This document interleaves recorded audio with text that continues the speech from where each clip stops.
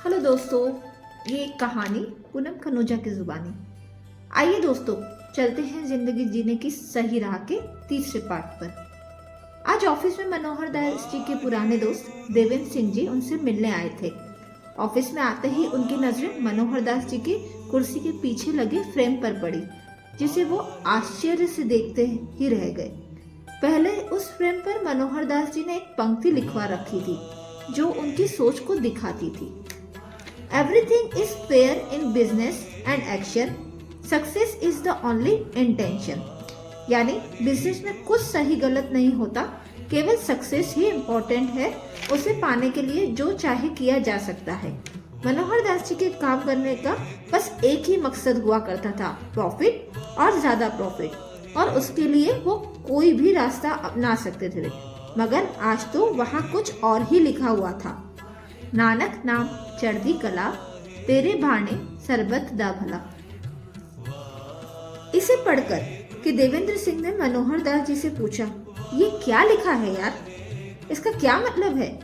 ये एक प्रार्थना है जो मैंने गुरुद्वारे में सीखी थी। इसका मतलब है, नानक देव जी आपके नाम और आशीर्वाद से दुनिया में हर कोई सुखी हो, समृद्ध हो और दुनिया में शांति से रहे, सबका भला हो, सबका मंगलमय हो। अरे वाह, बहुत अच्छी प्रार्थना है, खासकर कि तुम्हारे मुंह से तो और भी अच्छी लग रही है। मनोहर दास जी समझ गए थे कि उनके दोस्त उन पर कमेंट कर रहे हैं, क्योंकि पहले वो सिर्फ अपने ही बारे में सोचते रहते थे। देवेंद्र सिंह आगे बोले, बहुत दिनों से वेट कर रहा था तुम्हारा ऑफिस लौटने का। बहुत अच्छा बिजनेस प्रपोजल लाया हूँ तुम्हारे लिए। तुमने कहा था ना पिछले साल अच्छा प्रॉफिट हुआ है, इस साल एक नई फैक्ट्री लगाएंगे, तो मैंने सोचा है इस बार पान मसाले की फैक्ट्री लगाने का। उसकी डिमांड भी बढ़ती जा रही है और उसमें बहुत प्रॉफिट भी है। मैंने लोकेशन भी देख ली है। नहीं यार, पान मसाले की तो कभी नहीं। अब मैं सिर्फ ऐसा बिजनेस करूंगा जिसमें मेरा तो भला हो ही बाकी सबका भी भला हो, और किसी ना किसी का नुकसान तो बिल्कुल ना हो। मेरे गुरु ने मुझे सच्चा सौदा करना सिखा दिया। सच्चा सौदा वो क्या है? काम करने का ऐसा तरीका जो सिर्फ अपने फायदे के लिए ना किया जाए, बल्कि जिसे करते हुए ये भी देखा जाए कि इससे हमारे देश को, समाज को, आसपास के लोगों को फायदा हो रहा है या नहीं। किसी को नुकसान पहुंचा करके लिया गया फायदा पाप है, और आप अपने फायदे में भी दूसरे को शामिल कर लें, ये पुण्य की बात होती है, सच्चा सौदा होता है। यही सिखाया है मुझे मेरे बिजनेस गुरु ने। कौन है वो? गुरु नानक देव जी। उनकी शिक्षाओं से ही मैंने शिक्षा ली है कि कैसे अपने काम को सेवा बनाया जा सकता है, भक्ति बनाया जा सकता है, और अब मैं वही करता हूँ। देखो यार, सेवा अलग चीज है और बिजनेस अलग। सेवा के लिए हम थोड़ी बहुत चैरिटी कर देंगे, लेकिन बिजनेस तो बिजनेस की तरह ही किया जाएगा ना। वैसे भी अपने फायदे के लिए थोड़ा बहुत समझौता तो करना ही पड़ता है। अपने काम को सेवा बना लेंगे तो आगे कैसे बढ़ेंगे? अच्छा, एक बात बताओ, मान लो यहाँ से घर के पास जाने के लिए तुम्हारे पास दो रास्ते हैं। दोनों रास्तों की सड़कें सेम टाइम में बनी थी, मगर एक करप्शन के कारण जल्दी खराब हो गई, वही जगह जगह से टूट गई और उसमें गड्ढे पड़ गए। जबकि दूसरी सड़क बहुत ईमानदारी से, मजबूती से के साथ बनाई गई थी। उस पर गाड़ी ऐसी चलती है जैसे मक्खन। ऐसी सड़क पर गाड़ी चलाने से थकान भी बिल्कुल नहीं होती। तो अब बताओ, तुम कौन से रास्ते से जाना पसंद करोगे? ये भी कोई पूछने की बात है?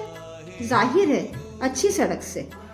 बिल्कुल, यानी तुम भी उसी काम को पसंद करते हो जो ईमानदारी से दूसरों के ख्याल को रखते हुए किया गया हो। मान लो पहली सड़क को बनाने वाले ने पैसा खा लिया और उसे खराब मटेरियल से बना दिया। अब उस पर चलने से जिन लोगों को रोज रोज तकलीफ हो रही है, क्या वह उस इंसान को बदुआ नहीं देंगे जिसने उसे बनाया? जबकि अच्छी सड़क पर चलने वाले लोग उसी इंसान को कितनी दुआएं देंगे। पैसा आता है और एक दिन चला भी जाता है, यही दुआएं, यही बद्दुआएं हमेशा हमारे साथ ही रहती है और अपना असर दिखाती रहती है।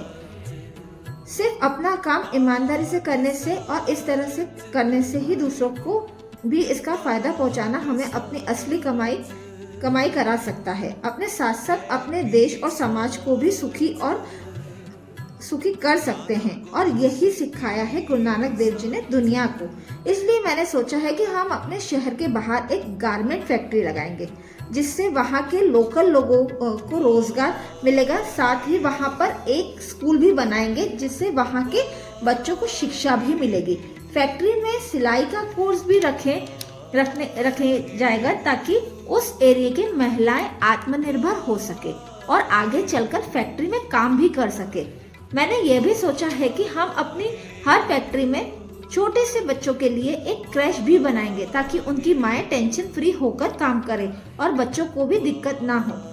देवेंद्र सिंह अभी भी अपने दोस्त मनोहर दास की बातों को हजम नहीं कर पा रहा था, क्योंकि नई चीजों को एक्सेप्ट करने में समय लगता है। मगर कितनी सही शिक्षा दी है गुरु नानक देव जी ने कि सौदा ऐसा हो जो सच्चा हो, जिसमें सिर्फ अपना ही नहीं सबका भला हो। दरअसल ये छोटी छोटी बातें ही हमारे जीवन को और हमारे आसपास वालों को जीवन को भी खुशियों से भर देती है।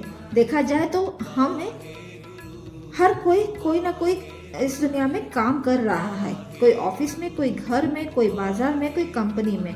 अब बात यह है कि हम वह काम किस भाव से, किस उद्देश्य से कर रहे हैं, उसके पीछे हमारी सोच क्या है। क्या हमारी सोच बस इतनी है कि काम खत्म हुआ और हमें उसके पैसे मिल जाए? क्या हम शॉर्टकट अपनाकर के काम को जैसे तैसे खत्म करके अपनी जिम्मेदारियों से पल्ला झाड़ लेते हैं, या फिर ये इंश्योर करते हैं कि क्या वो पूरी ईमानदारी से है और सही तरीके से हुआ है या नहीं। जैसे कि एक टीचर पढ़ाते हुए सोच रहे हैं कि मैं ये सब्जेक्ट इस तरीके से पढ़ाऊं कि सभी बच्चों को समझ आ जाए, वो सब्जेक्ट को पसंद करने लगे, ना कि उससे दूर भागने लगे। ये सोच अगर टीचर रखेंगे अपनी इस काम को करने में, तो वो काम सेवा बन जाती है। लेकिन अगर वो ये सोचकर पढ़ा रहे हैं कि मैंने पढ़ा दिया, अब किसी को समझ में आए तो ठीक और नहीं आए तो ठीक, वह अपने काम के प्रति, अपनी जिम्मेदारियों के प्रति पाप कर रहा है। यही है गुरु नानक देव जी की प्रमुख शिक्षा, किरत करो, यानी अपने काम को पूरी ईमानदारी और खुशी से करो। अपने काम को सेवा समझ लो। तुम्हारी सेवा से ही ऊपर वाले को खुशी मिलती है, वो संतुष्ट होता है, ना कि तुम्हारे भोग से या चढ़ावे से। ये सब वो नहीं चाहता है। गुरु नानक देव जी की ये शिक्षा अगर सभी लोग अपना लें, तो हमारा ये समाज, हमारा ये देश और पूरी दुनिया कितनी सुखी हो सकती है और डेवलपमेंट की राह पर मिलजुल कर आगे बढ़ सकती है। सबका तो पता नहीं, लेकिन मनोहर दास जी की सोच में जो फर्क आया था, उससे उनके आसपास के लोग जरूर सुखी होने लगे थे। ऑफिस का एनवायरनमेंट बदल गया था। अब लोग डर से नहीं बल्कि खुशी से काम करने लगे थे। मगर फिर भी इंसान की एक बुराई ऐसी है जो सदियों से चली आ रही है और सबको मिलजुल कर खुशी खुशी रहने से रोक रही है। कल मनोहर दास का सामना इस गलत सोच से होना था। धर्म और जाति में भेदभाव की मानसिकता ने हमारे देश को सदियों से खोखला किया हुआ है। गुरु नानक देव जी ने क्या शिक्षा दी थी इस बारे में? कैसे देखना चाहिए किसी इंसान को, उसकी जाति से या उसके गुणों से? क्या मायने रखते हैं इंसान के कर्म या फिर उसका धर्म? इन सवालों के जवाब को कैसे समझाया मनोहर दास ने अपने दोस्त गुरमीत सिंह को? जानने के लिए सुनिएगा मेरा अगला एपिसोड। थैंक यू दोस्तों।